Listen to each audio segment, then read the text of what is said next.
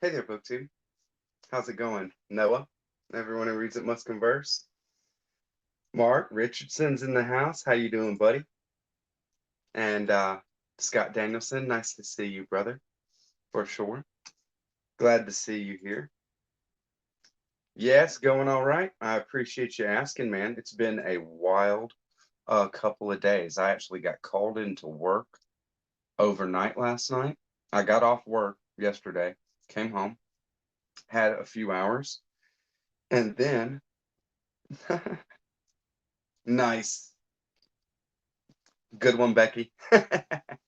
We might we might just do some open Borges discussion tonight if we got time, if I have enough energy, and if Yasmin to the Lit House is up for it. So I worked all night last night, came back, got my truck, went to work in the morning, and have got very little sleep. So I will be a little slower, maybe. I kind of feed off energy, you know what I mean? I'm a super extroverted person. So I just kind of feed off this energy, just having people around and interacting and all that kind of stuff. So so when it comes down to it, this is my jam. Yeah, that's right. The original uh 3D. I like the Nintendo 64 very much. Hey Yasmin, to the Lit House. Thanks for coming by. PG, I ain't finna read that. Definitely cool to have everybody around. Rainbow Sky Gay and Proud in the house. Nice to see you, brother. Nice to see you supporting so many cool channels, man. I saw a comment that you had made on Jerry drawn to stories.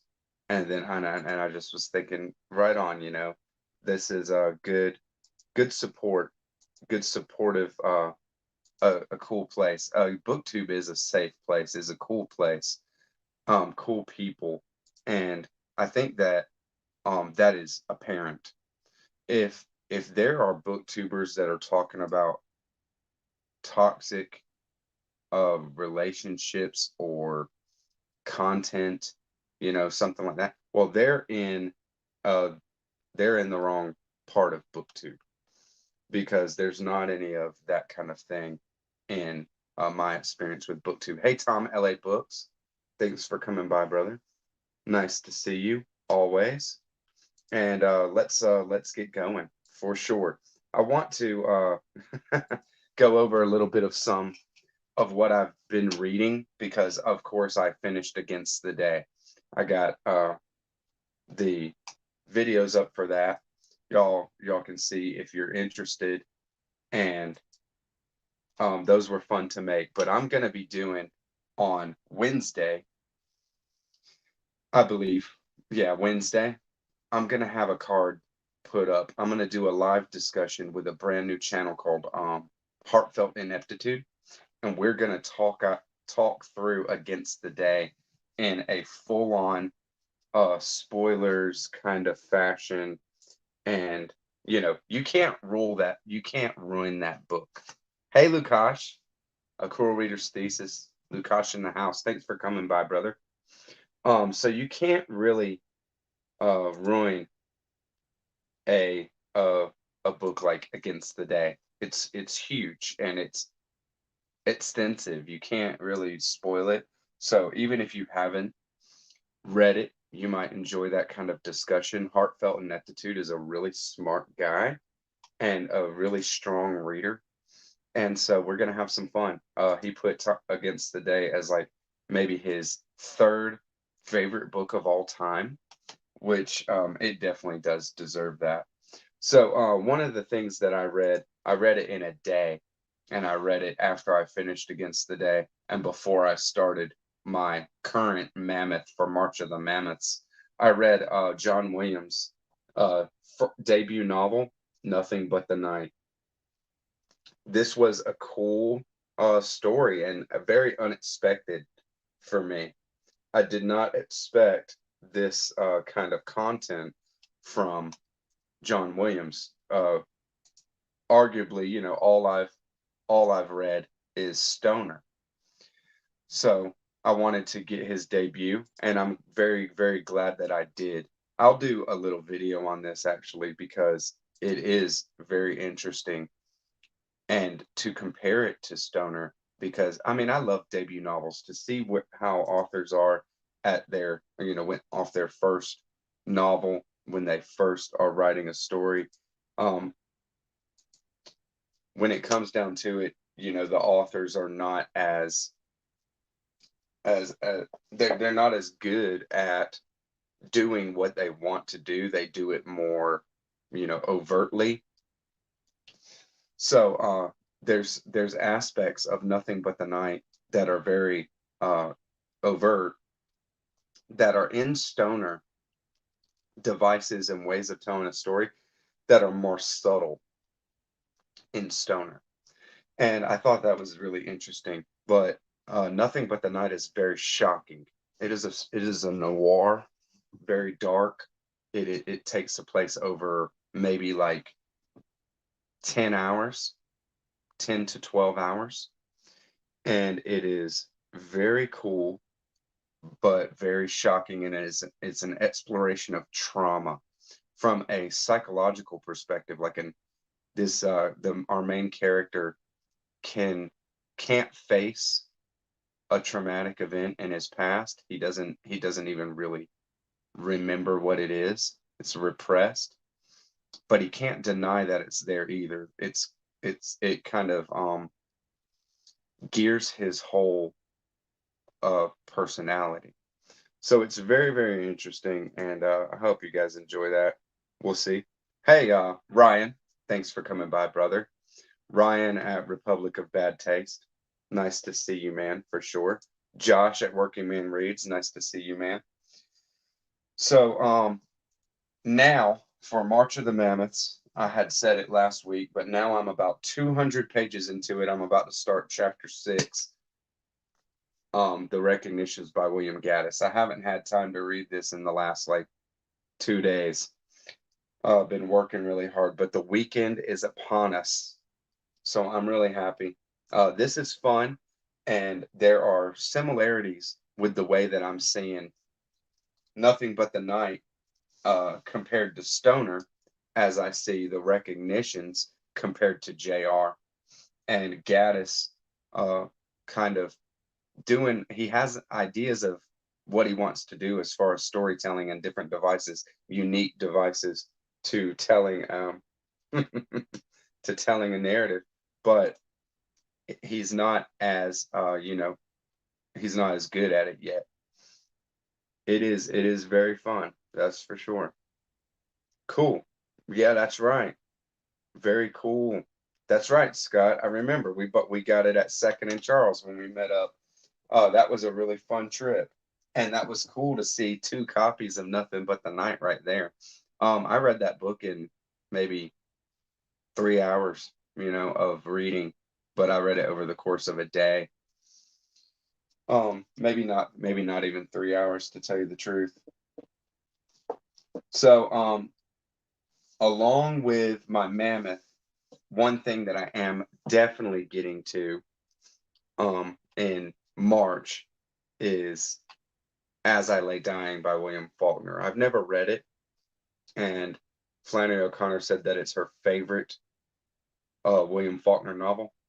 I believe it's his first novel, and it is cool. Cool to get into some Faulkner. I'm going to do this as a buddy read with Una at Codex Cantina. He's read it before. It's going to be, you know, maybe the third or fourth time that he's read it. It seems like a very quick read. I don't know if you could ever say Faulkner is an easy read, but it does look like a quick read.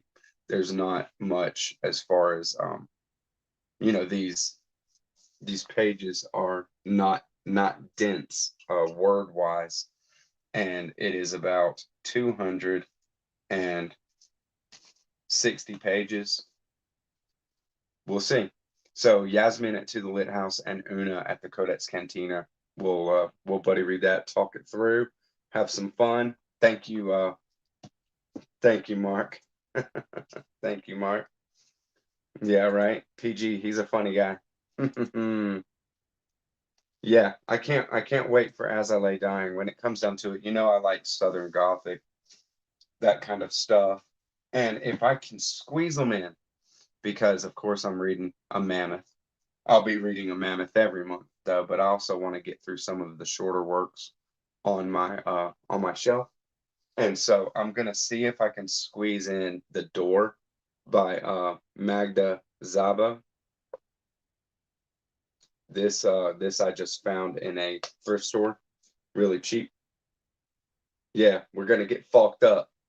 My buddy Willie Falk. We're going in, and I'm gonna see if I can uh squeeze this in. This is really highly regarded. I saw um it on a couple of like favorite books from 2020 videos. People just, showing it and saying that this was a book that was one of their favorites from 2020 or something. So I uh that's all I need to know, that I want to see what it's about. And Magda Szabo, I believe, is Hungarian. She's a Hungarian author. Looks really, really, really, really cool, to tell you the truth. And then let me grab it. I got books everywhere, right? So, and then I'm reading, and definitely gonna get this one in March. I'm gonna read another Rick Harsch from the Coronasamas Press. Rick Harsch is an amazing writer, and this is a memoir um, that he wrote about his time in India. 6 weeks in India without alcohol, and looking forward to it. Another buddy on Instagram had said how um, this is his favorite book that he's read by Rick Harsch. So I'm looking forward to that. Let me see. What do I make of the recognitions as a vehicle for Gaddis to express his particular disposition about what constitutes true art, its authentic aesthetic, or gatekeeping exclusivity? Well, I'm very early in it. So as far as I see, the only kind of things that have come up is problems that might be seen as typical, like a critic wanting a payoff in order to give a good review. And if not, then, you know, you're just not going to get any press. That kind of thing. That it's not resting on the merit of the work itself, but networking and how you play the game, right? But that kind of thing happens, and for like 2 chapters now, the main character Wyatt has not been seen. So I don't know what he's doing. I don't know what to expect. So one thing I can show, yeah, right? Yeah, right?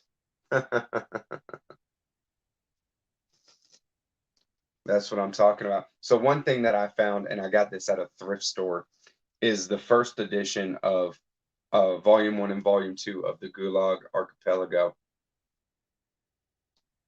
by Solzhenitsyn. I probably butchered that, but either way. Uh, as per usual, those of you who see me on Instagram get the spoilers. Those of you who don't see me on Instagram, my hauls will be new on Friday. So I was lucky to find this. It's in pretty good shape. The dust jacket has been, a little through it some places, but I'm not worried about it. It's for reading, and I'll get to it when I can, that's for sure. But it's not gonna be it's not gonna be, anytime soon for this one. It was just something that I stumbled across. That's for sure. Um, it is gonna be tough, if not impossible, for the recognitions to surpass JR to me. I mean, I love that book. It was so fun and funny, and just from what I see with the conversational pieces that are in the recognitions where, there's a lot more of him writing, he said this, she said that, this girl over here was doing this, and then some dialogue. Whereas in JR, that all those little qualifiers, those little cues are stripped away, and they're done in a really, really, really expert way. Yeah, it is. It is a really nice addition, huh?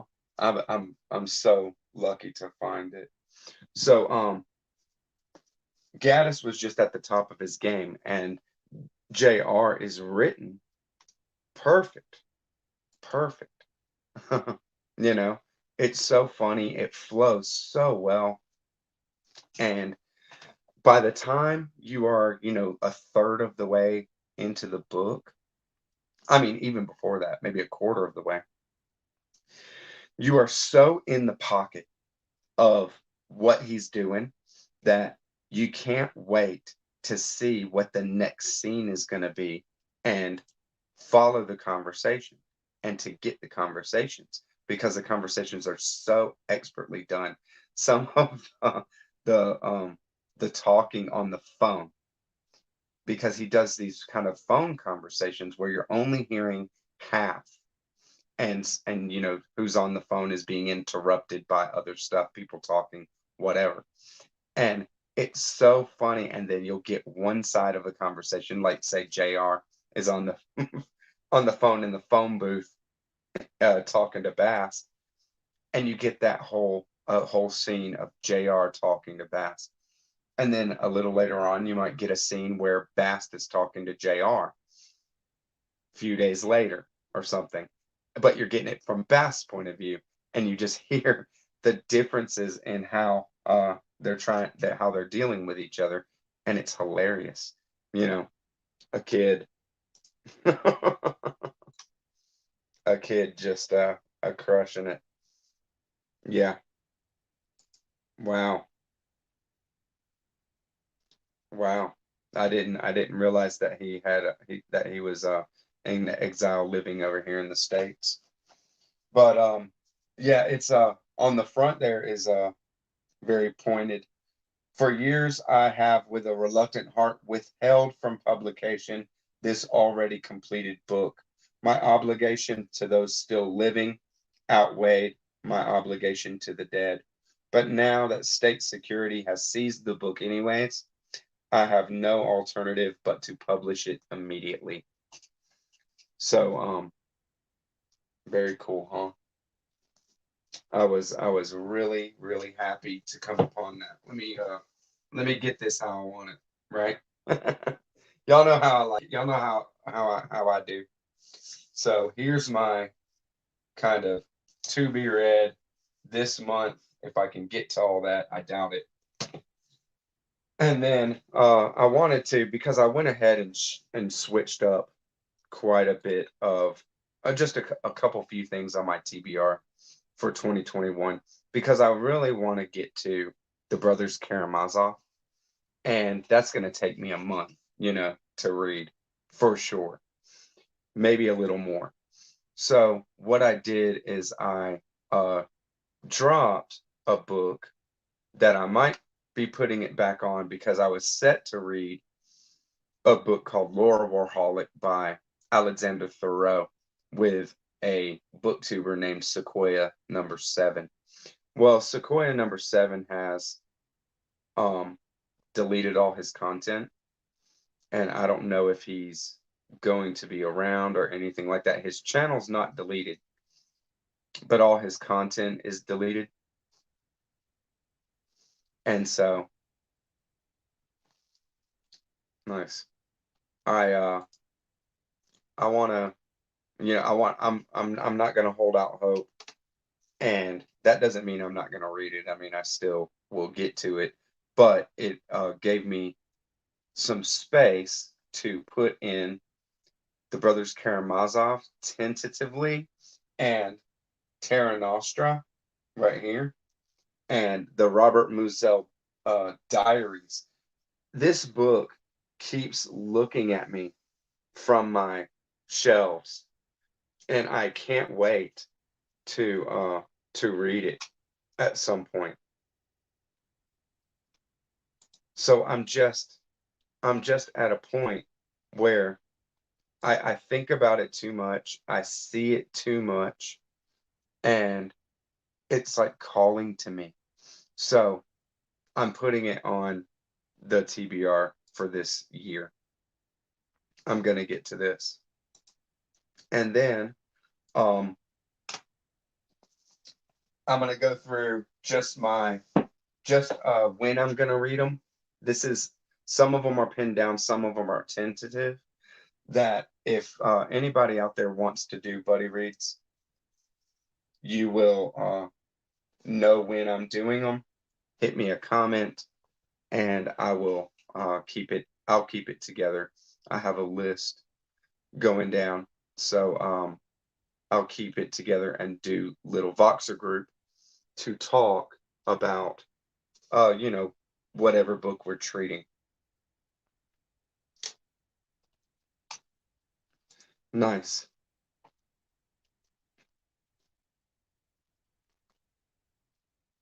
Mm-hmm. That's right. That's right. I gotta get to Terra Nostra. I gotta do it. Just when I've seen it, when I'm looking at that table of contents, man, I'm like, I gotta read this book. I gotta read this book now. You know, like I'm putting it on the 2021, but we'll see. So next month, April, I'm doing Stephen King 11/22/63. I've never read it. I've never seen the I've never seen the series. I know that they have made a series with James Franco in it.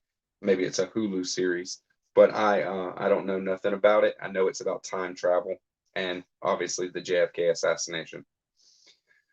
But other than that, I don't know anything. So we're gonna get on that. Scott Danielson and we're gonna read this in April.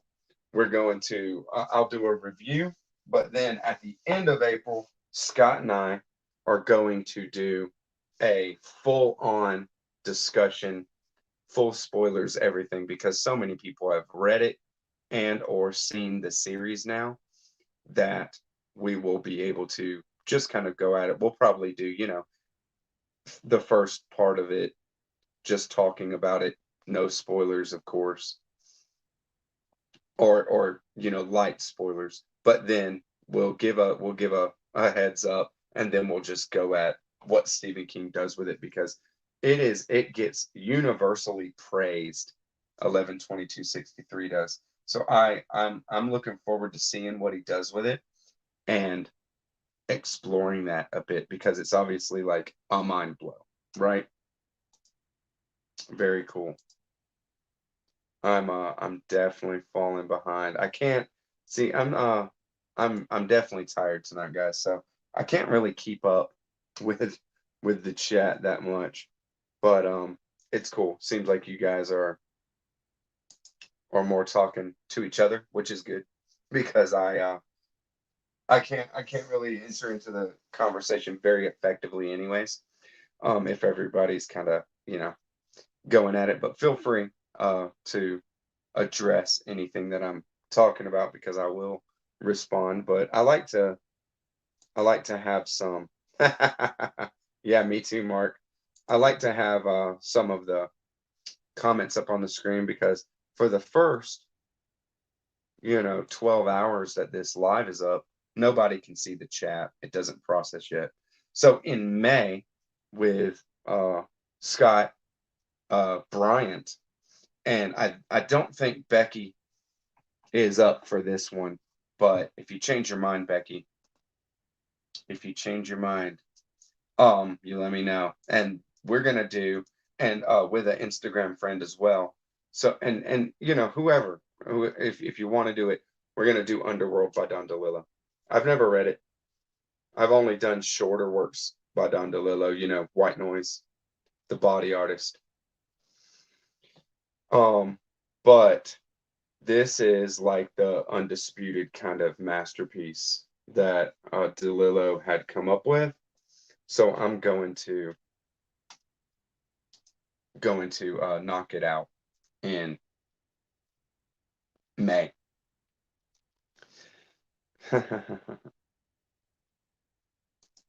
That's right. Yeah, I'm really excited too. DeLillo is good.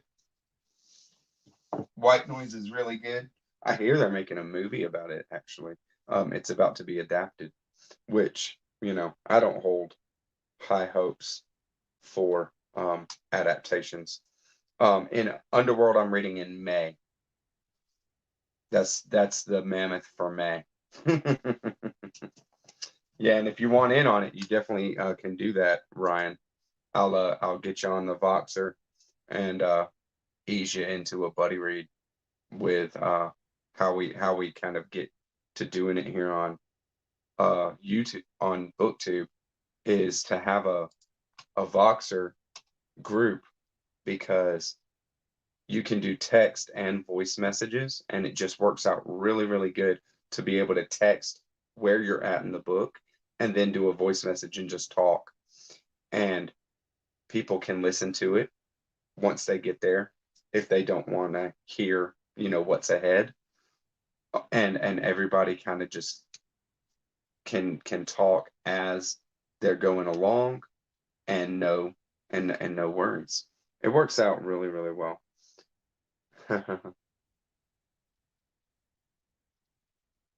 Nice. We'll see. We'll see. I don't know. I don't know much about at all 11/22/63, to tell you the truth. I don't know. Yeah, nice. Yeah, Year of the Mammoths, baby. Okay. So then these next ones are not pinned down. They're not pinned down because I'm not reading them with somebody. And this is going to be like the summer, because we got February, March, April, May. So this is June. June, I'm doing the Chandler Brossard. Not in June, but June, July, August, September, maybe October. I'm doing Chandler Brossard. Wake Up, We're Almost There. And that is a quintessential 70s book. And then I am doing As the Wolf Howl, a quintessential 60s book. I'm sorry. Wake Up, We're Almost There. And then the quintessential 70s book, As the Wolf Howls at My Door, with Mark Richardson's old high school gal on the front. If you have not read or heard the back of this book, it is completely mind-blowing and awesome.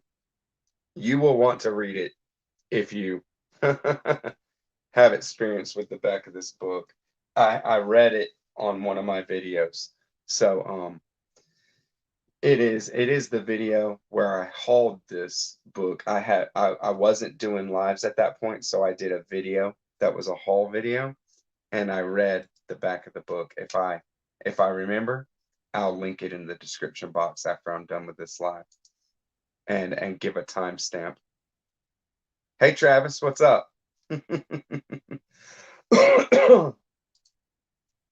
I'll get to it. I'll get to it, Travis. So I'm just talking about, like, late or mid to late summer and early fall. Terra Nostra, Carlos Fuentes. I have to do this. So these are not pinned down at like a specific time. I am going to do Chandler Brossard first, so I think I can pin that down for like June. So in June I'll do both those Brossards, but July, August, September, October, I can switch these around as I feel like. So if anybody wants to read Terra Nostra, I got the Dalkey archive here edition. I don't know if there's any other edition that you can get. This is a mammoth book, but it's not really that mammoth. It looks a lot bigger than it is. It's only about 800 pages. So it's like reading, 4 200-page novels. No big deal, right? But look at this table of contents. 1, 2, 3, 4. 4 pages of titles. It has like maybe 200 short chapters, which may or may not be connected, fully. So it is a huge, amazing looking book. And Carlos Fuentes is a Mexican writer, and this is Mexican encyclopedic postmodern epicness. Very much influenced by Borges. Take a shot. Right? Right? Don't mess around. Don't mess around. I'll say it again. Very cool. And then I showed the Musil Diaries as well, because I had to get that one on. I started a Goodreads, but I don't contribute to it, and I don't ever get on the app. I don't, I'm not a big. Before I started my YouTube channel, I didn't have any social media at all. I never do Facebook. I don't like it. I have a dedicated page for everyone who reads it must converse. I did have a dedicated page on Facebook for that just kind of sent a link over to here or something, but I don't manage that. I don't ever get on Facebook. I never liked it. And then I do Instagram and I do the YouTube, and both of them are just, books and stuff. I don't really get into used bookstores very much. What? Dude, I want it, Ryan. That's awesome. You found it at a used bookstore? Man, see, that's what I want to read first. I want to Clan of the Cave Bear, that's a good one. I want to read Plus before I read Women and Men, to tell you the truth. Terra Nostra is dope. I know it is. I mean, just by looking at the titles of the table of contents and stuff, I'm like, this is right up my alley. Right up my alley. Very cool. That's funny. I could have called that. And then I'm doing Foucault's Pendulum. I have a paperback reading copy of this. I'm not going to read this big beast. So I'll be able to knock out Foucault's Pendulum, because I have a small paperback, mass market paperback, I can, take it to work. I can take it with me wherever I want.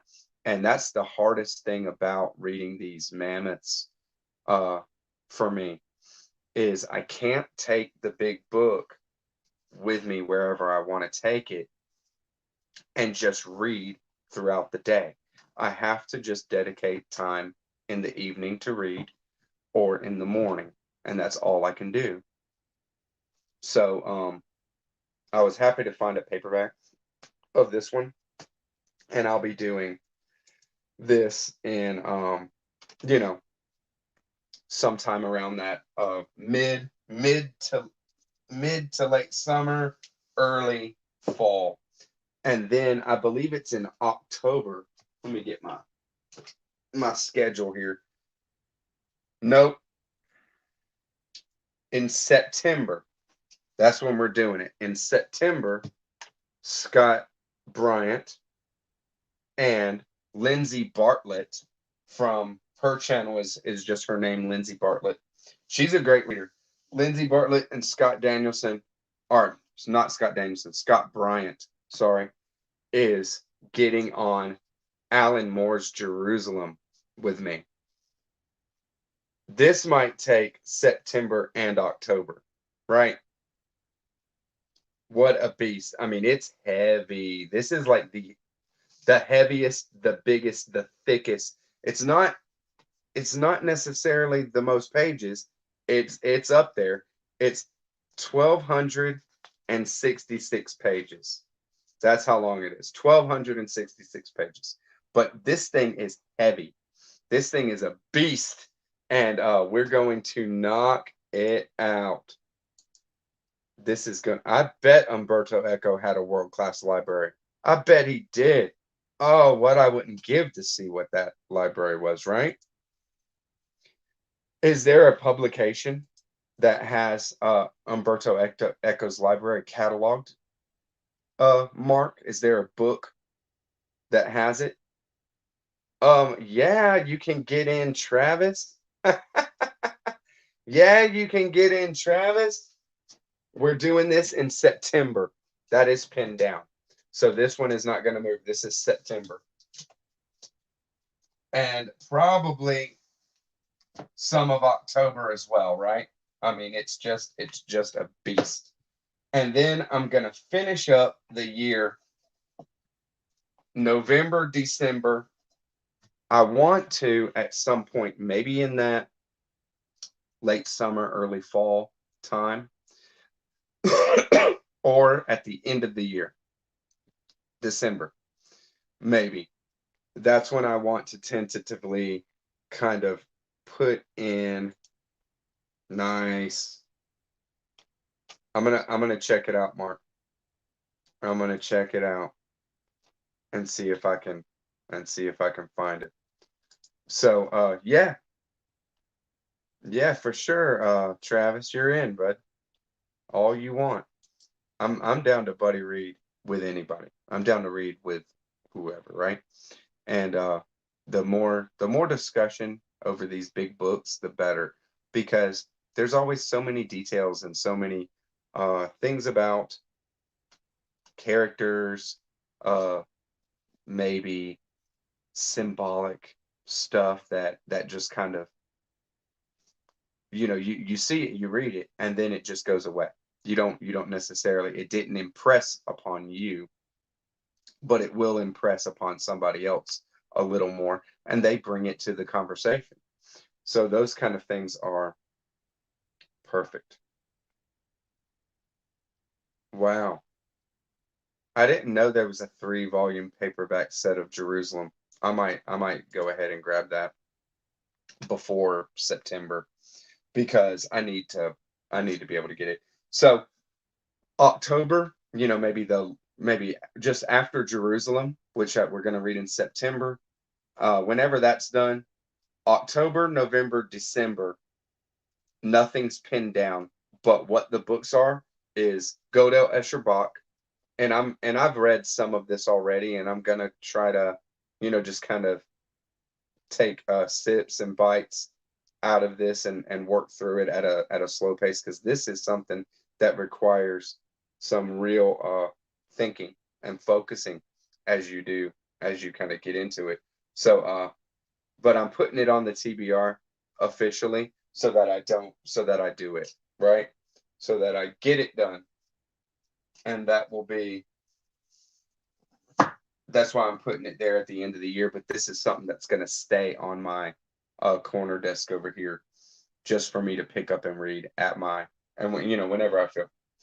And then, like I said, the Brothers Karamazov, I do not own a copy, but I see copies all the time, so I can get a copy of Brothers Karamazov before the end of the year very easily. Hopefully get me a paperback where I can just kind of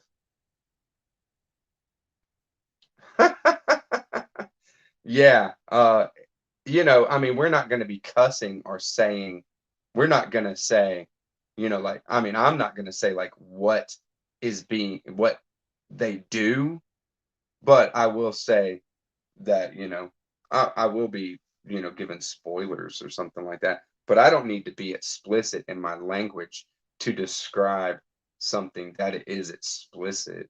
You know what I mean? I don't have to use language that's explicit to describe that. There's more than enough words out there, right?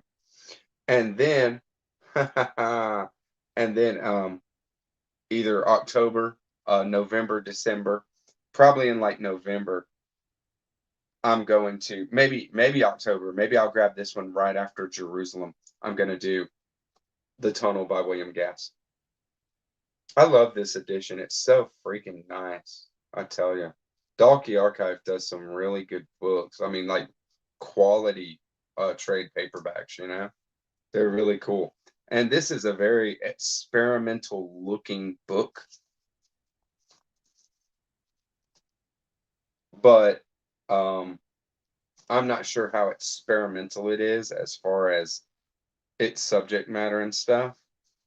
Meyer's Megafictional Musings has read it and gave us a great review, but without having read any of it myself, I don't keep any of this kind of thing in my head.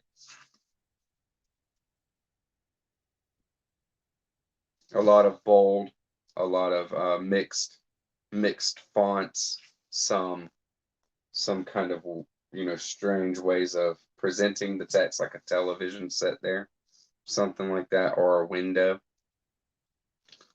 But very cool. And then we'll see. I'm looking forward to it. This comes really highly regarded, that's for sure. I'm looking forward to it. And we'll see. And so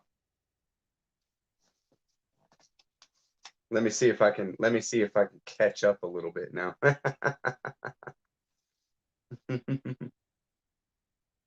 Nice. Yeah, I love that. I love that, Scott. That is, I can't wait to see it because I'm sure that Echo had just all the most amazing stuff and amazing bindings. Nice. I never saw it myself, Ryan. I never saw that myself. Yeah, I can't wait to experience it, Travis. You definitely did a good job on your review. I'm saying that as somebody that hasn't read it. Very cool. Nice. Very cool. Last half of the tunnel is pretty. I didn't think that it would be described like that, that's for sure. Y'all are funny. Y'all are really cool. So that's the layout of how I'm gonna go at these big books on 2021. Things might change, right? Um, they always have the ability to change. My channel, my rules, right? I can do whatever I want. I might read and put another Thomas Pynchon, take a shot. Um, uh, Mason and Dixon on there or something like that, right? I'm just kidding. I'm not going to read Mason and Dixon this year. I want to get through what I have up here for sure. I haven't read The Last Samurai. Nice. I remember you talking about that though. I do remember you talking about that book on your channel, Scott, and talking about how awesome it was. Very cool. Yeah, I'm looking. I'll look for it then. I'll write it down. Helen DeWitt. I'll write it down. I always go through the lives after I post them and just make sure I can write down the title of every book that I mention in the video. So it's for the description box and things like that. So I will at that point I'll write that down and keep an eye out. I'm sure I'll find me a copy. And I do love and I do love, hey Travis, have a good night, brother. And I do love some experimental fiction, especially something like some experimental historical fiction or something, right? The Last Samurai, I never saw that movie. You know, I mean, I don't go for Tom Cruise movies unless, you know, it's a P.T. Anderson movie, right? I do. I like seeing some. I watch whatever, no big deal. I don't, you know, shy away from movies, depend on who's in them or anything like that either. But mostly I follow directors and writers that I love, and because they make movies that I enjoy. I'm always open for new stuff, that's for sure. And I appreciate all the recommendations and everything. And so this was fun for sure. John Wick. John Wick, the best movie of the year. I uh I have not watched John Wick. I don't go for action movies, to tell you the truth. You know, I mean, I've seen my share, that's for sure. But I don't really go for you know, action movies. Um I do like visually stunning movies. I like special effects. I like visually stunning movies, but not necessarily like just explosions or, you know, definitely not like war unless it's like a like done in an artsy kind of way. You know what I mean? Art pieces, something like that. And that's just how I am. Yeah, I mean, dude, I hear John Wick. I I hear John Wick is really fun and cool, but I've just never got into it. I'm not, you know, not big on. I did see some Mission Impossible back in the day, some Tom Cruise Mission Impossible movies, and I think the last one that I saw was the one where Philip Seymour Hoffman was the. Yeah, my wife too, Mark. I think we're both in the same boat with that one. I think we're both in the same boat. Police Story. I don't know Police Story either. Definitely down to you know, I mean, I have Tenet sitting in the living room there.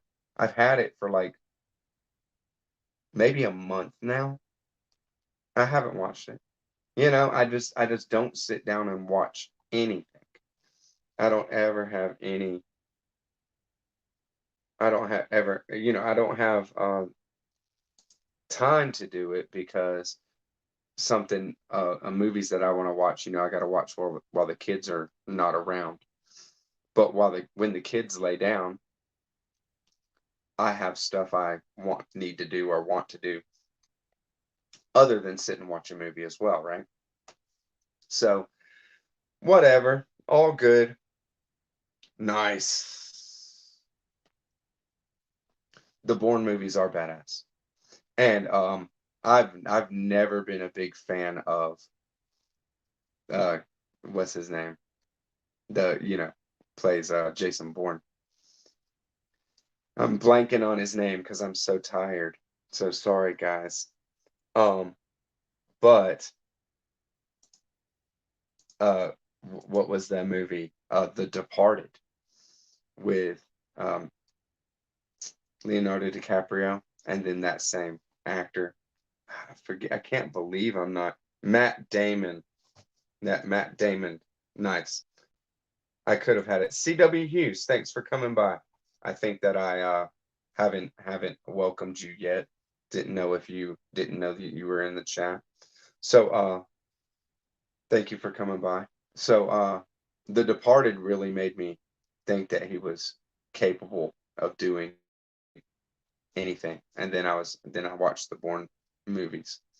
But The Departed is one of my favorite movies ever. It's so great.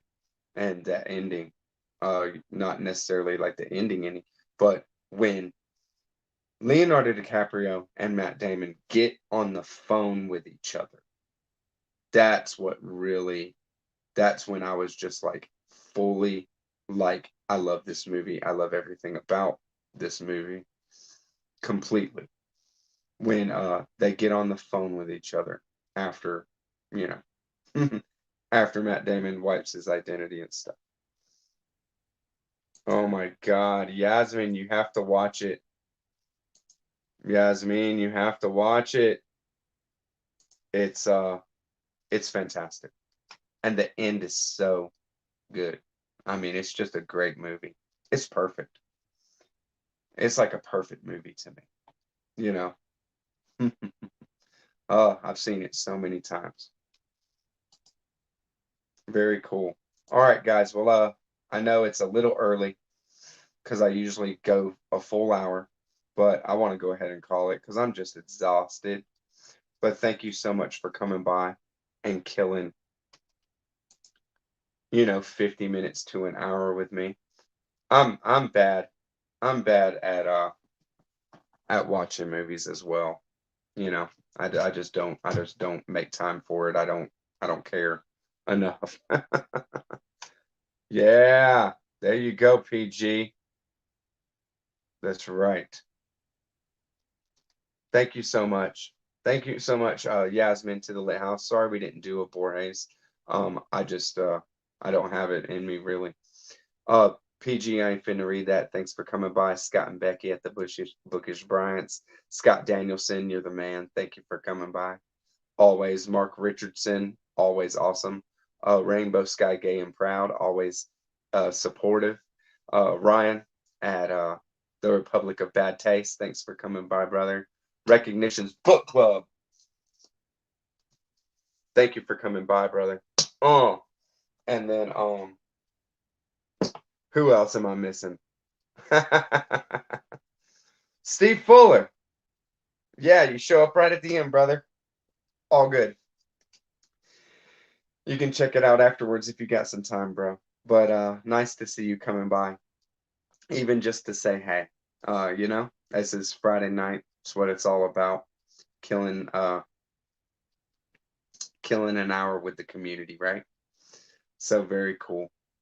And Tom at LA Books, thank you very much for coming by, broski. Always good to see you. And Travis at Myers Metafictional Musings, thanks for coming by. Always supportive.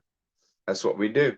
Uh, keep everybody, keep everybody, you know, in the view, getting visibility, right?